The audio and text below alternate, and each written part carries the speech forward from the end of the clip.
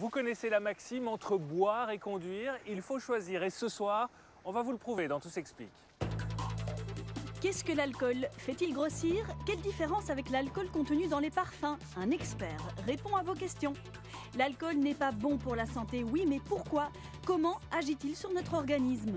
Conduire sous influence est dangereux. Et on vous le prouve. Tout s'explique a aussi suivi un contrôle de police. Comment ça se passe et quels sont vos droits?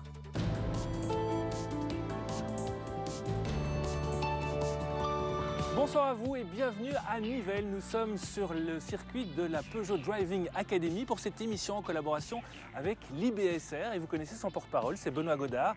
Bienvenue à vous. L'alcool au volant, il y a des chiffres qui sont flagrants.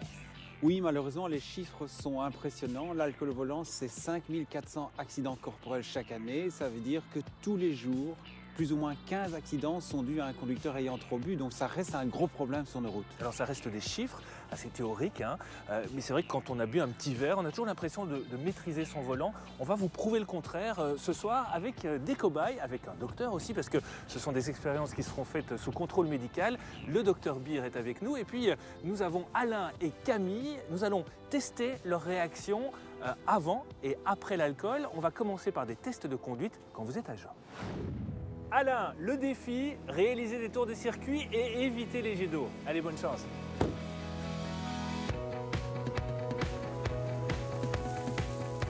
Oh. J'ai pas refait le flanc là. Alain me semble un bon conducteur. C'est vrai, il a l'air de bien se débrouiller, ça glisse, mais il a de bons réflexes. Bien Camille, à présent, c'est à vous pour un test de conduite virtuelle cette fois.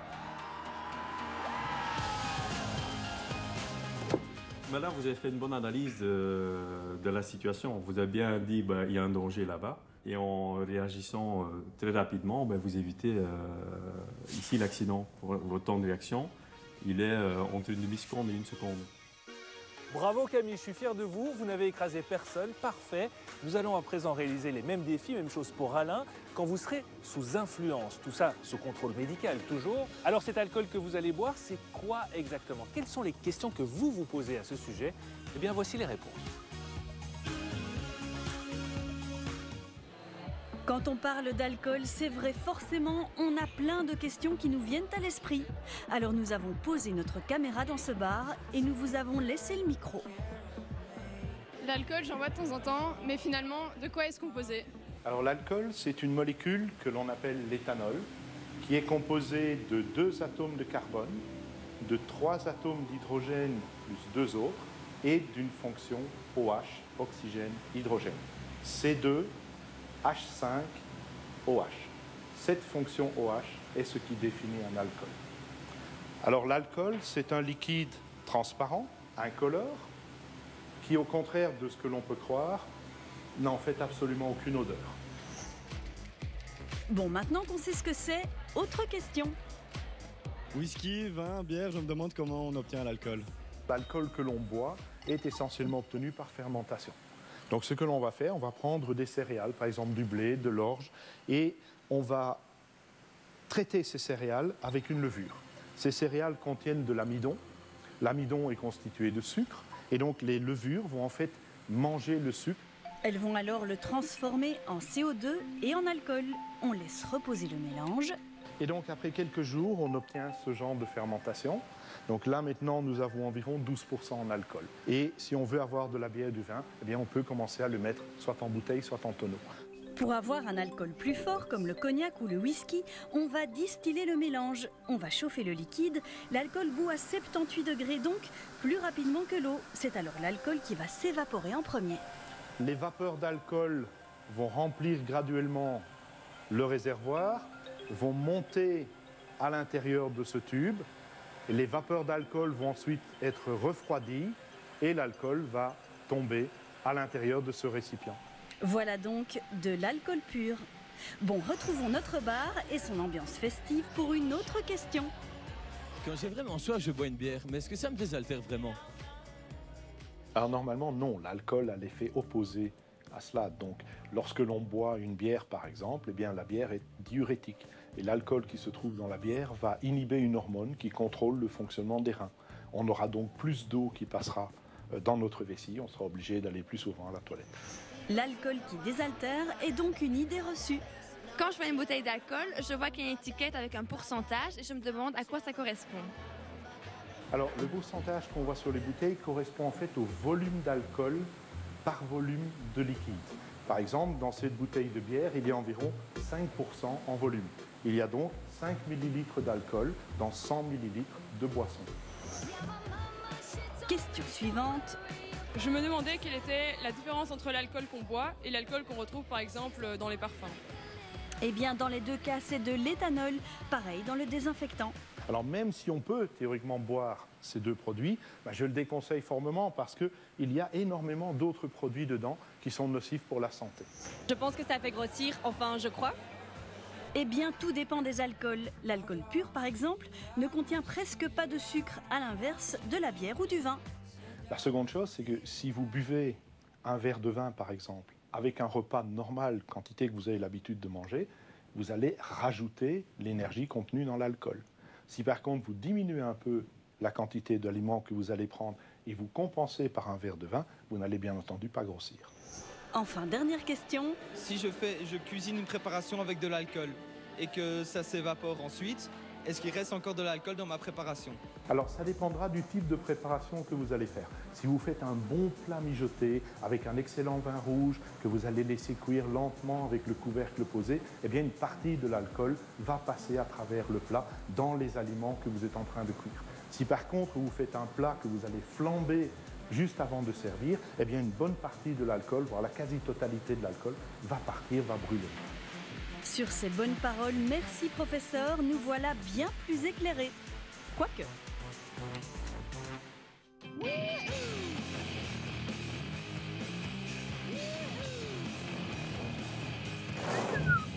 Ah voilà, c'est un bel exemple. Alors de l'alcool, vous en avez consommé. Camille, Alain, débriefing après le test sous influence cette fois. C'est rigolo, mais dans la vraie vie... C'est rigolo, ça veut dire. Vous étiez plus enthousiaste. Oui, un petit enthousiasme quand même sur la vitesse. On se sent un peu invincible. Réflexe diminué?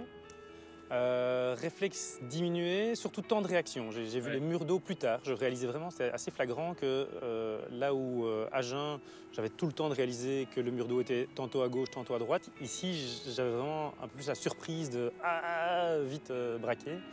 Benoît Godard, il ne faut pas beaucoup de verre pour avoir ces sensations et ces réflexes altérés. Hein. Non, dès la première goutte et avec une alcoolémie de 0,5 pour 1000, ce qui représente plus ou moins 2 à 3 verres, le risque d'accident mortel est multiplié par 2,5. Le débrief de Camille à présent, après cette conduite virtuelle sous influence. Clairement, je faisais beaucoup moins attention à ce que je faisais et j'ai vu la voiture bien plus tard que quand je n'étais pas sous influence, clairement.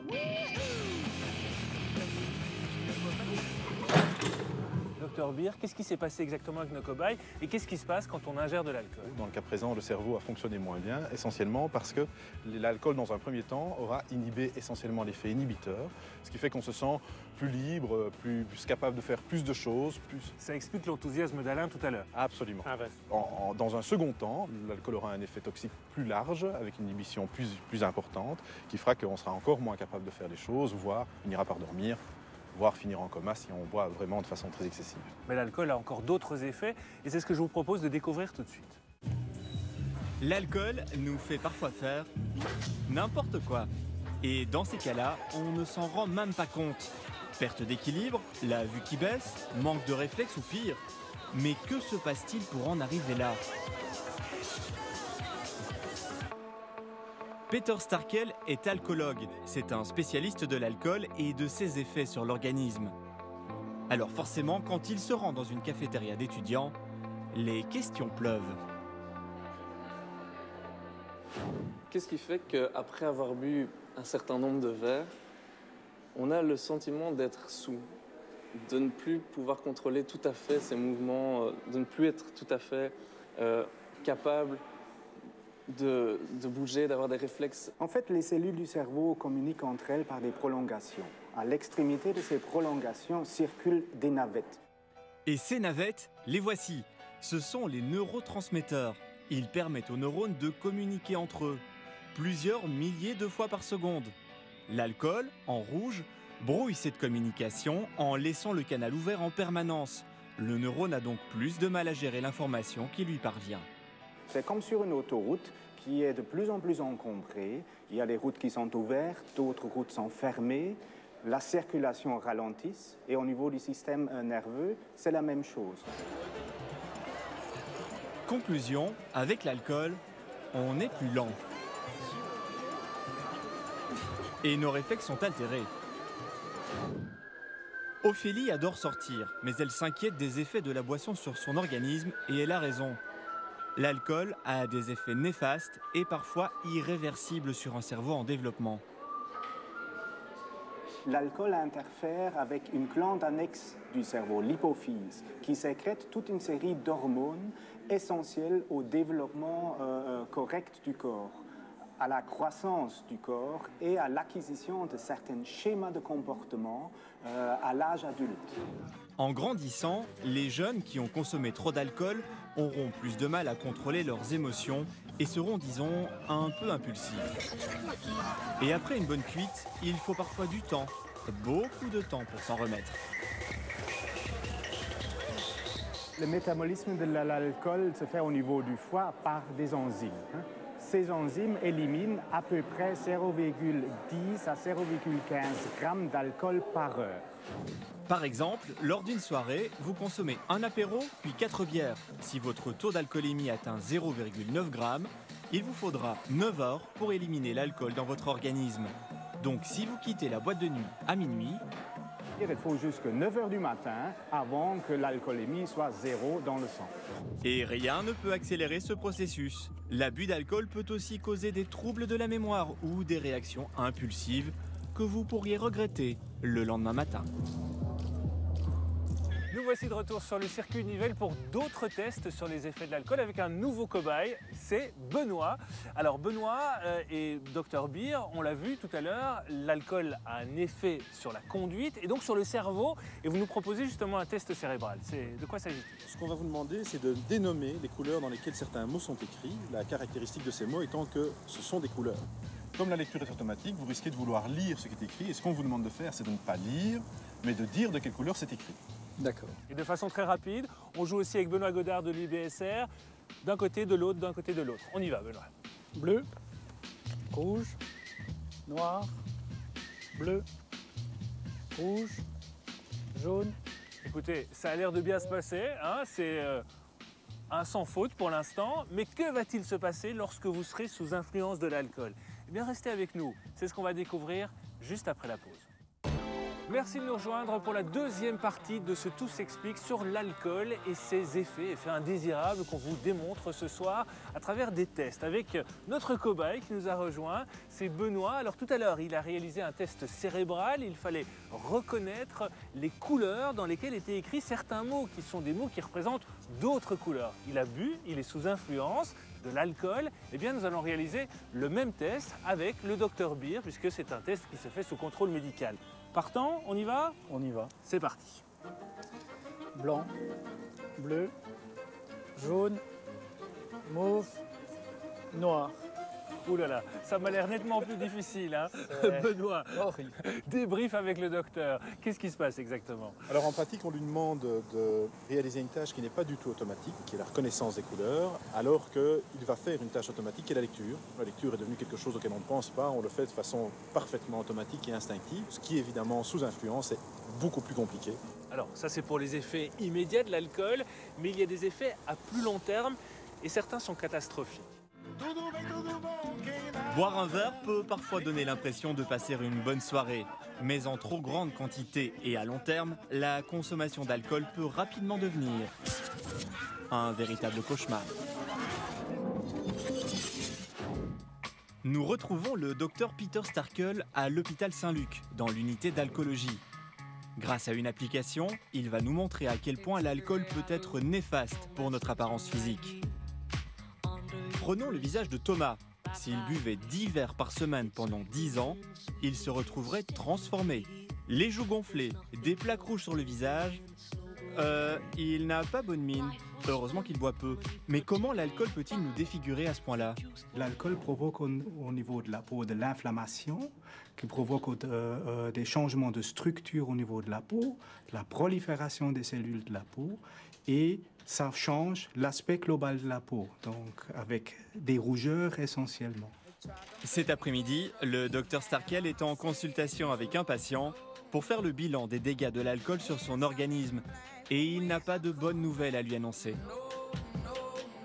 Ce qu'on trouve, et ce qu'on trouve chez vous aussi, c'est un état d'inflammation de la muqueuse des intestins. Et ça commence déjà au niveau de l'œsophage. Je savais que l'alcool était mauvais pour la santé, mais je ne m'attendais pas à un bilan aussi négatif, quoi. L'alcool peut endommager le corps entier. Lorsqu'on en boit, une petite partie passe dans le sang par la muqueuse buccale et par l'œsophage. Environ un quart de la quantité ingurgitée arrive dans le système sanguin par l'estomac et le reste par les intestins. Et une fois passé dans le sang, l'alcool se répand dans tous les organes. Chez l'alcoolique, à côté de la dépendance psychologique, il y a une réelle dépendance physique. L'alcool a lentement modifié les circuits du cerveau. En cas de manque, il envoie des signaux désagréables à tout le corps et peut provoquer des vomissements. Ce que je vais devoir apprendre à faire, c'est dire oui, je vais bien boire quelque chose. Vous avez du Kidibule, vous avez un peu de jus d'orange, vous avez un apéro sans alcool. J'ai malheureusement appris que mon foie était en très mauvais état et que donc l'alcool pour moi c'est fini. Et ce patient a raison. Le foie est en première ligne face à l'alcool parce qu'il traite environ 90% de l'alcool qui circule dans le sang. Dans un premier temps, l'éthanol est transformé en acétaldéhyde par une enzyme.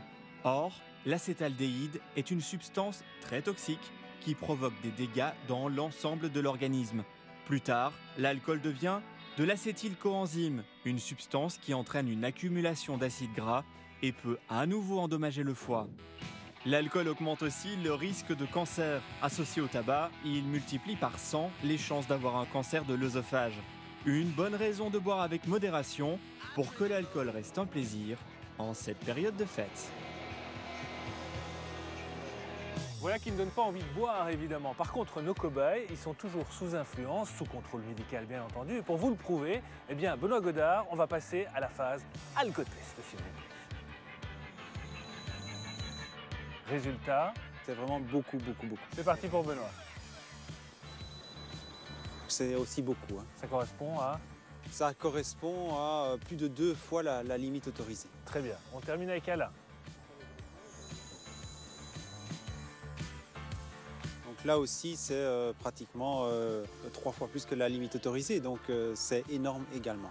Alors Benoît, on l'a vu, des résultats très différents selon nos cobayes. Ça s'explique comment? Oui, parce que c'est impossible de déterminer l'alcoolémie en fonction du nombre de verres que l'on a bu. Ça dépend de toute une série de facteurs, si on a l'habitude de boire, si on a mangé, si on est fatigué, enfin plein de facteurs, à tel point qu'une même personne peut boire le même nombre de verres un jour et le lendemain également et avoir des alcoolémies différentes par exemple. Oui, ce qui explique que les Belges sont parfois trop confiants par rapport à ce qu'ils ont bu avant de reprendre le volant. C'est vrai, quand on pose la question, tiens, vous avez bu, est-ce que vous vous sentez capable de reprendre le volant? C'est en Belgique que le pourcentage de conducteurs qui répondent oui est le plus important. Il y en a 2 fois plus qu'en Allemagne et 5 fois plus qu'en Suède, donc ça montre qu'il y a quand même une surestimation de ses propres capacités de conduite lorsqu'on a bu en Belgique. Pourtant, il faut se méfier parce qu'on le sait, en période comme celle-ci, juste avant les fêtes, eh bien, les contrôles sont renforcés. La sensibilisation, la répression battent leur plein. Et donc, c'est clair que le risque de se faire contrôler est plus élevé pendant les campagnes d'eau. Alors, comment ça se passe exactement un contrôle d'alcoolémie? C'est ce qu'on a essayé de savoir sur le terrain. Une fois par semaine, le commissaire Clicquart et son équipe organisent un contrôle d'alcoolémie. Et ça ne se passe pas forcément en pleine nuit. Je vous attends sur place à 13 h. Donc on part ici devant en colonne, je veux dire prêt à départ dans 10 minutes. On fait des contrôles en journée, donc on peut en faire un le matin, l'après-midi ou le soir ou la nuit. Bon, les résultats sont parfois différents, mais je peux vous certifier que le matin, on en a aussi qui sont encore sous l'influence de la boisson ou qui boivent déjà à 8 h du matin aussi. Donc on en a à toute heure de la journée. Le contrôle peut se faire à tout coin de rue et est asélectif. N'importe qui peut se faire arrêter.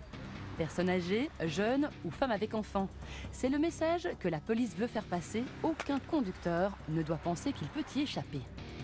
Tout conducteur qui conduit un véhicule est obligé de se soumettre à l'éthylotest, ainsi que éventuellement son guide, puisque si on a un élève conducteur et son guide, ils doivent tous les deux pouvoir se soumettre à l'éthylotest, ainsi que toute personne qui s'apprête à conduire et ainsi que toute personne qui est impliquée dans un accident de roulage en fait. Le conducteur qui refuse de souffler dans l'éthylotest est obligé alors de se soumettre à une prise de sang auprès d'un médecin requis par la police. Là, il pourrait de nouveau refuser, mais si c'est un refus illégitime, là, il tombe dans les conditions d'avoir la peine la plus lourde. Et d'office, un retrait de permis de conduire. Quand vous êtes soumis au contrôle, vous avez donc des obligations, mais vous avez aussi des droits, dont celui de demander un quart d'heure de répit avant de souffler. Vous pouvez attendre un quart d'heure maintenant, si vous voulez. Ensuite, il n'y a plus qu'à suivre les directives de l'agent sans se tromper. Je vais vous demander un échantillon de souffle de 1,9 litre. C'est à peu près 6-7 secondes qu'il faudra souffler. C'est comme dans un ballon. Le plus important, c'est que c'est un souffle continu. L'appareil mesure le pourcentage d'alcool dans l'expiration alvéolaire. Les petites alvéoles, c'est comme un récipient. Et on sait qu'il y a une constante entre le taux d'alcool dans le sang et le taux d'alcool dans l'air expiré.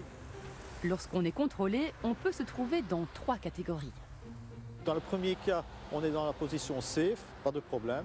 Dans le deuxième cas, on est dans la position alerte. Et dans le troisième cas, on est en P positif pour un A. Donc là, c'est une perception immédiate de 170 € qui leur sera adressée. Au-delà de ça, ça peut aller de 440 € à 2000 € à peu près. Tout ça peut être même multiplié par 2 si on passe au tribunal et qu'il récidive en fait. Au-delà de 0,65 mg d'alcool par litre d'air expiré, la police de la circulation prend contact avec le magistrat et il y a retrait de permis de conduire. Mais les éthylotests sont-ils infaillibles et bien calibrés? Les appareils de la police sont contrôlés chaque année dans ce laboratoire. Et ici, c'est une machine qui souffle dans le ballon. Ça, c'est une sorte de poumon que vous voyez là. Un poumon qui contient de l'alcool. Il y a un courant d'air qui passe, qui se charge avec de l'alcool. Et en fonction de la température, on sait calculer le taux de l'alcool qui se trouve dans le gaz de référence. Dans ce laboratoire de la sécurité routière, on teste les éthylotests de la police, mais aussi les appareils vendus sur le marché pour les particuliers. Et attention, car tous ne sont pas fiables. On peut acheter des appareils à partir de quelques euros jusqu'à quelques centaines d'euros. Par exemple, vous avez des porte-clés comme celui-là. Et en fait, le résultat de celui-là, c'est vraiment faux. Ça veut dire que c'est un gadget et il ne faut jamais l'utiliser ça pour contrôler le taux d'intoxication de l'alcool. Et puis bientôt, vous verrez ce genre d'appareil directement installé dans les véhicules. Un éthylotest anti-démarrage. Si le conducteur a plus de 0,1 mg d'alcool par litre d'air expiré, le moteur ne démarre pas. Pour l'instant, il n'est pas obligatoire, mais devrait l'être d'ici 2020 pour les chauffeurs professionnels. Aujourd'hui, il est aussi proposé aux récidivistes comme alternative au retrait de permis de conduire. Et c'est là que certains petits malins se disent « Oui, mais moi, j'ai un moyen pour tromper l'alcotest. » Et oui, il existe des trucs qui circulent, notamment sur Internet. Mais ces trucs fonctionnent-ils réellement? Eh c'est ce qu'on va tester tout de suite. Nous avons notamment pour Camille le café, nous avons pour Benoît la menthe et l'oignon, ça c'est pour Alain. Alors je vais vous demander d'ingurgiter ces produits et puis nous repasserons à la phase alcotest.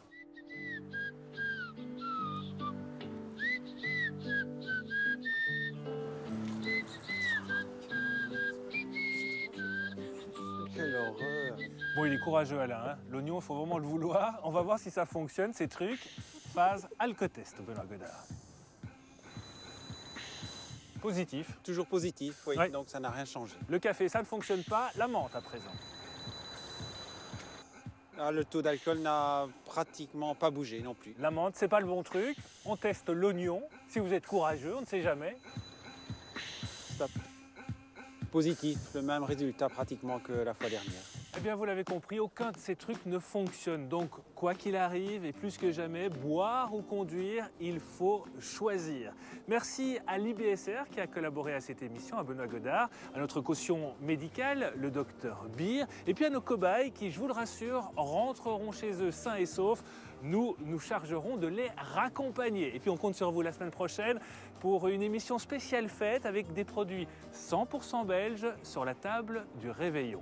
À la semaine prochaine, bon jeudi et bonne route.